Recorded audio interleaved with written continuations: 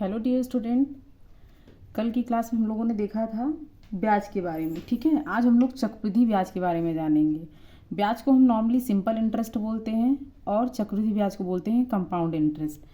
अब क्या है कि हमने पिछली क्लासेस में क्या पढ़ा उसे आप एक बार ध्यान से देख लीजिए। पिछली क्लासेस में पढ़ा था कि पिछली क्लासेस में हमने साधारण ब्याज या फिर सिंपल इंटरेस्ट के बारे में पढ़ा था। क्या था? Simple interest. ठीक है, ये हमारा कल की क्लास में कंप्लीट हुआ था। आई होप आप लोग को अच्छे से समझ में आया होगा। आज हम लोग चक्रवृद्धि ब्याज या फिर कंपाउंड इंटरेस्ट के बारे में बहुत ही अच्छे से समझेंगे। पहले हमें जब टर्म समझ में आ जाएगा ना तो हम क्वेश्चन को बहुत ही आसानी से कर लेंगे। अब आप लोग इसमें देखिए, हम वही एग्जाम्पल फिर से लेंगे और उसी से हम आगे चक्रवृद्धि ब्याज को समझेंगे।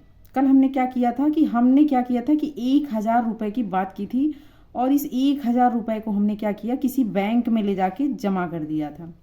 ठीक है, किसी बैंक में जमा कर दिया और इस बैंक की पॉलिसी क्या थी कि ये जो है हमें 10% ब्याज इस पर देंगे। मतलब कि रेट या जो दर होगा वो कैसा होगा, हमारा 10% होगा। और हमें समय कैसा दिया था इन्होंने, 2 वर्ष के लिए। ठीक है, तो मैंने आपको कल बताया था कि हम इस 1,000 का अगर हम 10% निकालेंगे तो आया कितना था, 0 से 0 कट गया, 0 से 0, तो 1 साल में 1,000 रुपये का किराया हमें 100 रुपये मिला। फिर 1 साल के लिए और रखा गया तो 1,000 का किराया 100 रुपये और मिला। मतलब कि अगर हम इसको निकालें तो आप पहले साल के लिए ऐसे करके निकाल सकते हैं, फिर दूसरे साल के लिए भी निकाल सकते हैं। लेकिन इसी को हम क्या करते हैं, डायरेक्ट फार्मूला लगा देते हैं और हमारा फार्मूला क्या बनता है, simple interest is equals to मूलधन गुणे दर गुणे समय बटे 100। ठीक है, अब इसमें क्या होता है, मूलधन हमने रख दिए यहाँ पे 1,000 और दर हमारा कितना है 10%, हमने 10 रख दिया। टाइम हमें 2 साल का दिया गया, हम 2 लिख लेंगे। फिर उसके बाद फिर हम 100 से डिवाइड कर देंगे। इसको कट डाउन करेंगे तो देखिए 0 0 कट गया, 0 से 0 कट गया। कितना आया हमारा, 200 रुपये। अब देखिए यहाँ ये जो सिंपल इंटरेस्ट आया है ये हमारे 1,000 रुपये को बैंक में 2 साल तक जमा करने का नतीजा था। ठीक है, ये क्या हुआ, हमारा साधारण ब्याज हुआ। तो ये हम क्या करते हैं, साधारण तरीके से जो ब्याज हमारा लगता है सिंपल तरीके से, तो वो हमारा सिंपल इंटरेस्ट कहलाता है या फिर साधारण ब्याज कहलाता है। अब बात रही चक्रवृद्धि ब्याज की, तो आप इसमें ध्यान देंगे, इसमें एक टर्म यूज हुआ है चक्रवृद्धि। पहले हम हिंदी में मतलब समझेंगे और फिर देन इंग्लिश में। ठीक है, चक्रवृद्धि का मतलब क्या होता है, अगर आप इसे तोड़ें तो चक्र का मतलब होता है, चक्र को हम अलग करेंगे, वृद्धि को अलग। चक्र का मतलब होता है क्रम, वृद्धि का मतलब होता है बढ़ना। ठीक है, क्रम और वृद्धि का मतलब होता है बढ़ना। अब चक्र का मतलब है कि हर बार ऐसे कंटिन्यू वो आगे की तरफ की बात कर रहा है। ठीक है, जैसे एक चक्र यहाँ है, फिर अगला ये है, फिर अगला, एक मोमेंट, एक समय की बात कर रहा है। तो हर समय के हिसाब से हम चीज़ों को कैसे बढ़ा रहे हैं, वही हमारा चक्रवृद्धि कहलाएगा। अब क्या है, पहले हम साधारण तरीके से ब्याज लेते थे, अब हम इसमें घुमा घुमा के लेंगे, मतलब चक्रवृद्धि की बात किया है।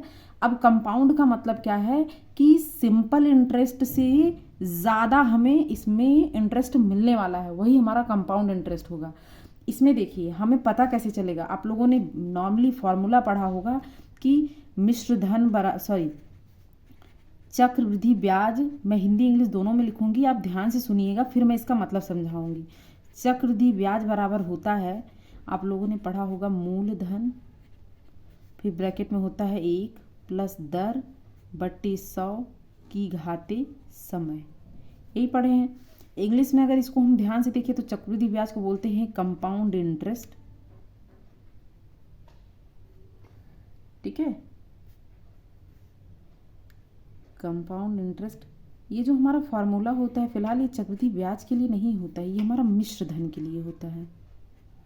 ठीक है, किसके लिए होता है, मिश्र धन। तो इसको हम लिखेंगे amount is equals to principal 1 plus rate upon 100 to the power n। n को हम टाइम बोलते हैं, यहाँ पे आप t भी मेंशन कर सकते हैं। अब आप यहाँ ध्यान से देखिएगा, इस फार्मूले में ज़रा सी चीज़ें हमारी चेंज हुई जिसकी वजह से ये हमारा फार्मूला बना हुआ है और हमारा पिछला फार्मूला हमारा ये था। ठीक है। अगर हम पिछला फार्मूला देखिए तो पिछला फार्मूला हमारा ये था। अब होता क्या है साधारण ब्याज और चक्रवृद्धि ब्याज में, अगर आप चाहें तो चक्रवृद्धि ब्याज का फार्मूला ना लगा के साधारण ब्याज के ही तरीके से आप चक्रवृद्धि ब्याज को आसानी से फाइंड आउट कर सकते हैं। लेकिन होता क्या है, जैसे इसमें क्या है, ये 1000 की बात किया है, मैं यहाँ पे वही एग्जाम्पल आगे लेके चलती हूँ, ठीक है। 1000 रुपये की बात हो रही है। अब हम क्या कर रहे हैं, दो बैंकों में हम जमा कर रहे हैं। हम मान ले रहे हैं ये पहला बैंक है, ये हमारा दूसरा बैंक है, ठीक है। ये बैंक हमसे बोलता है कि हम आपको सिंपल इंटरेस्ट अर्थात साधारण ब्याज पर हम आपको क्या करेंगे, 1000 रुपये आपका जमा करेंगे, और ये बोलता है हम चक्रवृद्धि ब्याज पर जमा करेंगे, ठीक है। ये क्या कहते हैं, चक्रवृद्धि ब्याज अर्थात कंपाउंड इंटरेस्ट पे हम आपके पैसे को अपने अकाउंट में रखेंगे, कंपाउंड इंटरेस्ट पे। अब देखिए, और इन लोगों ने टाइमिंग क्या रखी है, ठीक है। हम मान ले रहे हैं इनकी टाइमिंग n बराबर 2 वर्ष है और इनकी भी n बराबर 2 ईयर है, ठीक है। और बात 1000 रुपये की हो रही है। अब रेट क्या है, हम रेट वही पुराना मान ले रहे हैं, 10% की बात हो रही है। अब आप ध्यान से देखिएगा, आपने क्या किया, इस 1000 रुपये को 1 साल के लिए दिया तो इन्होंने 10% का ब्याज लगाया, 0 से 0 कटा, 0 से 0 कटा, आया कितना, 100 रुपये। अर्थात इस 1000 रुपये को अगर आपने बैंक में जमा कर दिया तो आप 1 साल बाद जब जाएंगे तो आपको 1000 तो मिलेगा ही मिलेगा, उसके साथ 100 रुपये और मिलेगा। तो ये क्या होगा, आपका पहले साल के लिए जो फर्स्ट ईयर में आपको मिला हुआ है, क्या इंटरेस्ट जो मिला हुआ है वो हमारा 100 रुपये हुआ। अगर हम यहाँ की बात करें तो यहाँ भी हमें सेम वही चीज़ मिलेगा, 10% पे लगाएंगे, 0 0 0 0 कटा, कितना आया आपका, 100 रुपये, ठीक है। अब आपको लग रहा होगा दोनों चीज़ें तो सेम है, तो इसे अलग अलग समझाने की क्या ज़रूरत है, दोनों का मतलब हम एक ही लेंगे। हाँ बिल्कुल, ये दोनों हमारा एक ही जैसा लग रहा है, लेकिन ये सिर्फ पहले साल के लिए होता है। अब ये क्या करेगा, 1000 रुपये बैंक को दिया, 100 रुपये इसको मुनाफा प्राप्त हुआ, तो ये इनको लालच आ गया, तो इन्होंने क्या बोला कि हम अपना 1000 रुपये बैंक में फिर से रखेंगे। तो ये क्या करते हैं, अपना 1000 रुपये बैंक में जमा रहने देते, बोलते 2 साल तक ऐसे पड़ा रहने दीजिए। तो ये तो हमने पहले साल के लिए निकाल लिया, ठीक है, पहले साल के लिए। अब हम दूसरे साल की बात करें तो दूसरे साल तक भी हमारा कितना पैसा जमा था, 1000 रुपये। 1000 रुपये हमने दिया था और 10 रुपये 10% इस पर ब्याज लगा, 0 से 0 कटा, 0 से 0, कितना आया, 100 रुपये। अर्थात अगर हम 2 साल के अंत में जाते हैं तो हमें 200 रुपये ब्याज के तौर पर अलग से मिलता है, यही हमारा सिंपल इंटरेस्ट कहलाता है। तो इतना तो आपने पिछली क्लासेज में पढ़ लिया। अब आप यहाँ ध्यान से देखिएगा, ठीक है। हमने 1000 रुपये बैंक में जमा किया था, अब इस 1000 रुपये का 10% ब्याज मिलकर 100 रुपये हमें मिल गया है। ये कब है, 1 साल में। तो 1 वर्ष में हमारा पैसा हो कितना गया, 1000 और प्लस 100 रुपये, तो कुल कितना हो गया, 1100 रुपये। कितना हो गया, 1100 रुपये, ठीक है।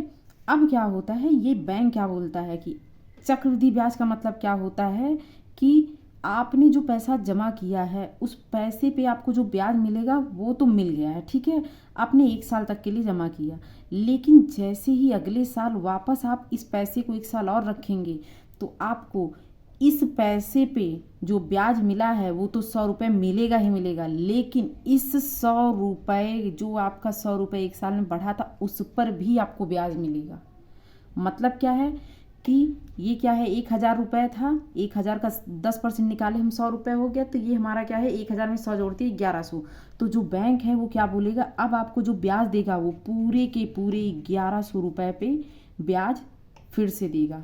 1100 रुपये पे आप 10% लगाएंगे तो आपका आएगा कितना, 10% आप लगाएंगे, 0 से 0 कट जाएगा, 0 से 0 आपका कितना आ जाएगा, 110 रुपये। कितना आ गया, 110 रुपये। इसका मतलब क्या है कि आपको पहले साल में 1000 रुपये जब आपने जमा किया तो उसका 100 रुपये तो जो मिला वो मिला ही मिला। उसके बाद ये दूसरे साल का है, ये पहले साल के लिए है, ये दूसरे साल के लिए। तो दूसरे साल में वो आपका पैसा 1000 रुपये पे, आप सोच रहे होंगे यहाँ 110 कितना है, 110 को अगर आप यहाँ ध्यान से देखें तो ये 100 और 10 को मिला के बना हुआ है। तो 1000 रुपये का पहले साल पे जब 10% लगाया तो 100 रुपये आया, फिर इस 1000 पे 10% आप लगाएंगे तो फिर से 100 रुपये आया, लेकिन जो आपका 1 साल का ब्याज 100 रुपये बना हुआ था उस 100 रुपये पे 10% और लगाया गया है। क्या, 100 रुपये पे 10% और लगाया गया है। अगर हम इस 100 पे 10% और लगाएंगे तो 0 से 0 कट जाएगा, 1 0 से 1 0, कितना आएगा, 10 रुपये। यही 10 रुपये यहाँ बढ़ के हमें मिल रहा है। तो देखिए ये 200 रुपये हो गया, ये क्या है 100 और 110 मिला के कितना हो गया 210 रुपये। तो सिंपल इंटरेस्ट और कंपाउंड इंटरेस्ट में कितने का अंतर आ रहा है, 10 रुपये का अंतर आ रहा है। तो हमारा साधारण ब्याज और चक्रवृद्धि ब्याज इसी तरीके से चलता है। पहले क्या होता था, पिछले बहुत पुराने समय की क्या बात होती थी कि जो जमींदार लोग होते थे, ठीक है, जो बड़े बड़े जमींदार लोग होते थे, वो गरीब लोगों से उनके ज़मीन का कागज़ वगज़ रखवा लेते थे। कागज़ रखवाने के बाद वो लोग उस पर कह देते थे कि अगर आप 1 साल पर पैसा हमारा जमा कर दिए तब तो ठीक है, फिर जो है हम क्या करेंगे, आपकी ज़मीन का कागज़ वापस कर देंगे। लेकिन वो लोग साधारण ब्याज ना लगा के चक्रवृद्धि ब्याज लगाते थे, जिसकी वजह से ये क्या होता था, दिन ब दिन वो कंटिन्यू बढ़ता जाता था। और एक टाइम ऐसा आता था कि उनका ब्याज ही इतना ज़्यादा हो जाता था कि वो पैसा वापस नहीं कर पाते थे। और यही रीज़न होता था कि जो है उनकी जो गरीबों की ज़मीनें होती थी वो ज़मींदारों के पास चली जाती थी। मतलब वो चालाकी से इस चीज़ को इस तरीके से उनको फंसाते थे कि उनकी ज़मीन इसी के अंडर में आ जाए, ठीक है। तो इसी तरीके से क्या होता है, चक्रवृद्धि ब्याज और साधारण ब्याज में अंतर होता है। तो हम लोग लेसन पे जब चलेंगे तो मैं आपको उसमें क्वेश्चन को करने के 2 तरीके समझाऊंगी, ठीक है। उसमें मैं क्वेश्चन को करने के 2 तरीके समझाऊंगी। एक हमारा बेसिक रहेगा जो फॉर्मूले से बनेगा, और दूसरा जो है कैसे हम अलग तरीके से निकाल सकते हैं। तो क्वेश्चन को लगाने के जो तरीके हैं उनके आधार पे मैं क्वेश्चन को कंप्लीट कराऊंगी, ठीक है। तो आई होप आप लोगों को ये बहुत अच्छे से समझ में आ गया होगा। बाकी का हम लोग कल कंटिन्यू करेंगे, ठीक है। Thank you class.